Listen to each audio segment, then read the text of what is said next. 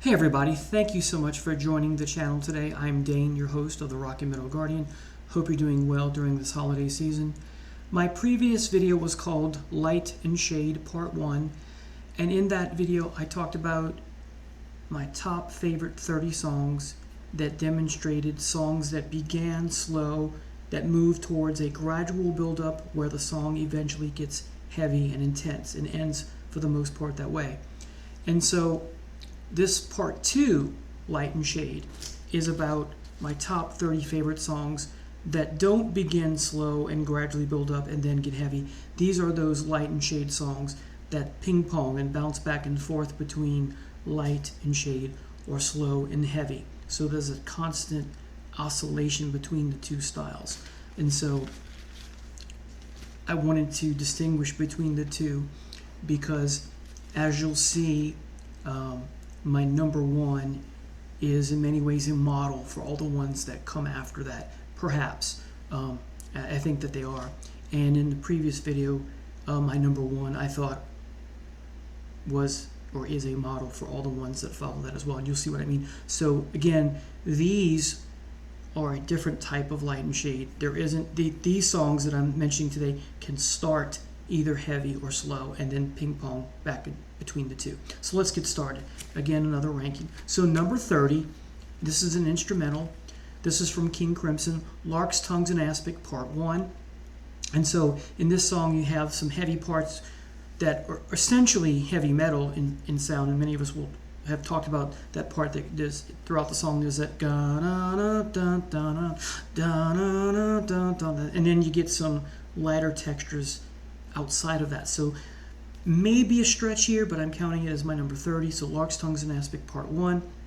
Number 29 is Thunderbuck Ram from Mott the Hoople. Some of these songs, as you will see, there's only two heavy sections and two light sections. So there's light heavy, then light heavy, or heavy light, depending on. So anyway, but I'm counting them. It's still a minor ping pong game, so to speak. So Thunderbuck Ram fits the mold. Mott the Hoople on their Mad Shadows album. Great song too. Number 28, another song where you only get soft heavy, then soft heavy, is Love Ain't No Stranger from Whitesnake on the Slide It In album. Number 27 is a epic track by The Damned called Curtain Call. This one has all kinds of textures, both different light feels and different shade feels to it.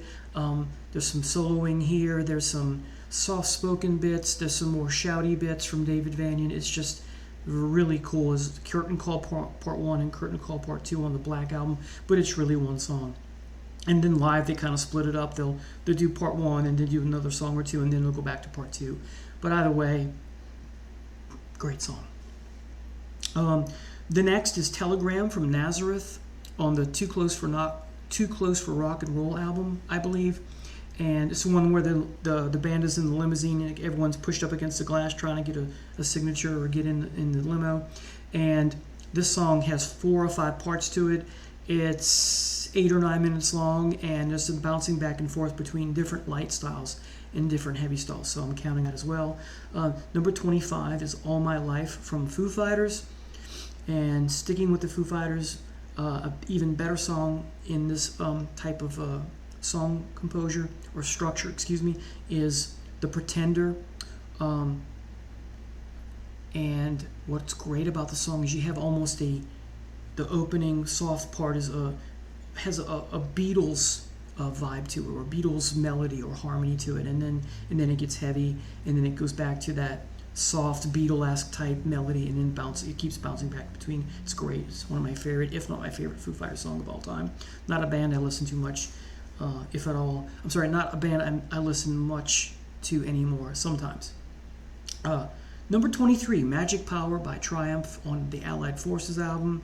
Kind of a quote-unquote monster ballad, but you have some heavy parts to it, which are intense. The next is the La La song from Zebra, the last song on their first album, just entitled Zebra on Atlantic Records. And being a native of New Orleans, I'm going to throw them in here. Not much lyrics-wise, because it's just La la la la la la la la, and then a few lyrics after that. But the guitar solo was just, and the chorus is there's the bouncing back and forth between the chorus, won't play the fool in my life, in your life, or whatever the lyrics are, and then heavy bits. So back and forth definitely fits here. The next is maybe a stretch, but I think it works, is Sing Child by Heart on the debut. And you have that flute solo in the middle, which is light and fluttery, and then you have it opens kind of heavy, and then some soft bits from the vocal standpoint. So I'm counting it. I think it's both light and shade.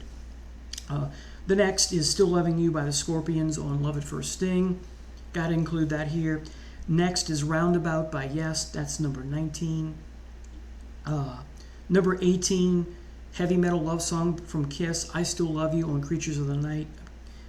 Great song. Number 17 from Queensryche's Operation Mindcrime, their magnum opus album, Sweet Sister Mary, 10 or 11 minutes. You have that bouncing back and forth between like this classical acoustic style and then some heavier vocal ranges from Tate and some guitar as well, some electric guitar. They're just great. Great epic song from Tate and crew. Next is from Genesis, number 16, Musical Box. Again, talk about flute. You have some great flute stylings from Peter Gabriel here. And Steve Hackett's guitar is great and glorious, but it's just not enough. I want more guitar from Hackett in the song, but it does bounce back and forth between light and shade. Next, 15, Heart of the Sunrise from Yes on the Fragile album. Great hammer-ons and pull-offs on guitar and bass from Squire and Howe. Man, this song never gets old for me. The rivalry, if you will, between Howe and Squire is just phenomenal, and it keeps coming back to that for a while. You have the slow and soft-spoken John Anderson, right? Love comes to you and you follow, right? It's just great. So heavy and light. Next, this should not be no surprise to anyone, number 14, July Morning from Uriah Heep, another epic song. You have the mini Moog solo halfway through the song, thereabouts, which is heavy, and oh man, it's just fantastic. And so you have the light vocal stylings of David Byron, but then you have some amazing heavy stuff from Man from Man, guest appearing on this album. Number 13, more Queensryche, The Lady Wore Black. And this is not so much about acoustic and electric, but about the way Jeff Tate phrases his vocals. He sings soft, and then he's at the high register, back and forth between that. Just great. It's powerful. The song's more about the vocals than anything in the lyrics. Zebra again at number 12, Take Your Fingers From My Hair, again on the debut from Atlantic Records. My favorite song by them. You have the singer speaking to his beloved, take your fingers from my hair, this has gotten us nowhere. And then you get the heavy guitar and then back and forth to the soft chorus, and that's just amazing.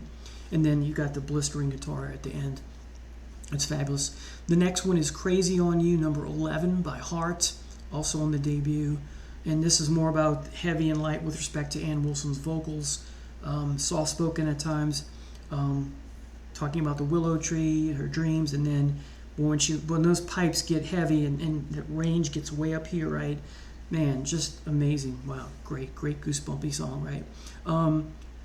Number 10, song that cracks my top 10, Fade to Black from Metallica. It's back and forth between acoustic and then heavy, and then James's range flips in and out of soft and soft-spoken and more powerful and dynamic range, right? Just what a great song. That and Call of Cthulhu, probably my two favorite songs on the album. Next, number 9, Children of the Sea from Black Sabbath. Great acoustic opening, and Ronnie's vocal range will shift between soft-spoken and heavy, right? Sort of a heavy, but different from the soft-spoken in the intro, so I'm counting it. I think it fits. Next is from 2112, the song Presentation from Rush, and you have Geddy Lee shifting roles as he's the actor on the stage, where part of the song he's playing the protagonist who's trying to present his guitar to the priest and say, let's bring back art to the world, and they will have none of it. And then the priest chime in, and there's Geddy up in the wailing range again, right? So back and forth between the soft-spoken protagonist and the priest, who are angry with this young man for how dare you bring a guitar into into our temple, right? Let's see, I lost my place here. Oh, so that was number 8, Presentation by Rush. Number 7 is Victim of Changes from Judas Priest. It was originally 2 songs when Al Atkins was in the band, but they combined it into one, and you have some heavy and light stuff that pierced the whole song. If you get a chance, go on YouTube and look at KK's Priest live version of the song with Tim Ripper Owens. Wow, it's great. All right. Number 6, Ordinary Man from Triumph. The opening section sound, look in the mirror, tell me what you... That sounds like the Beatles, doesn't it? To me it does, and it's great. And then you get some heavy stuff and you get back and forth between the two. Next, number 5, Dazed and Confused from Led Zeppelin.